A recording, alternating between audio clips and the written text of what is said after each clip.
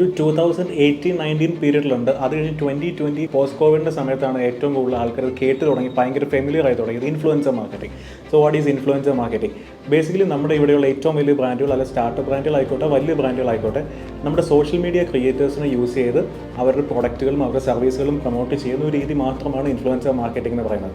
അപ്പോൾ നമുക്കൊരു particular product ഉണ്ട്, ആ പ്രോഡക്റ്റിനെ അതിന് പറ്റുന്ന ഓഡിയൻസിൻ്റെ ഇടയിലേക്ക് മാത്രമാണ് എത്തിക്കേണ്ടതെങ്കിൽ അത് നീഷായിട്ട് വർക്ക് ചെയ്യുന്ന നീഷ് ഓഡിയൻസുള്ള ഇൻഫ്ലുവൻസേഴ്സിനെ വെച്ചിട്ട് നമ്മൾ പ്രൊമോട്ട് ചെയ്യും. അല്ല, നമുക്കിനി ഒരു ഓഫറും കാര്യങ്ങളൊക്കെ ഉണ്ട്, അത് നമുക്ക് മാസീവായിട്ട് ആൾക്കാരിലേക്ക് അവയർനെസ്സിലേക്കാണ് എത്തിക്കേണ്ടതെങ്കിൽ നമ്മൾ ഫൺ കണ്ടന്റ് ബിൽഡ് ചെയ്യുന്ന ഇൻഫ്ലുവൻസേഴ്സിനെ വെച്ച് ചെയ്യും. കാര്യം നമ്മുടെ ഇവിടെ ഫൺ കണ്ടന്റ് ബിൽഡ് ചെയ്യുന്ന നല്ല ഒന്നാന്തരം ഇൻഫ്ലുവൻസേഴ്സ് ഇവിടെ ഒരുപാട് പേരുണ്ട്.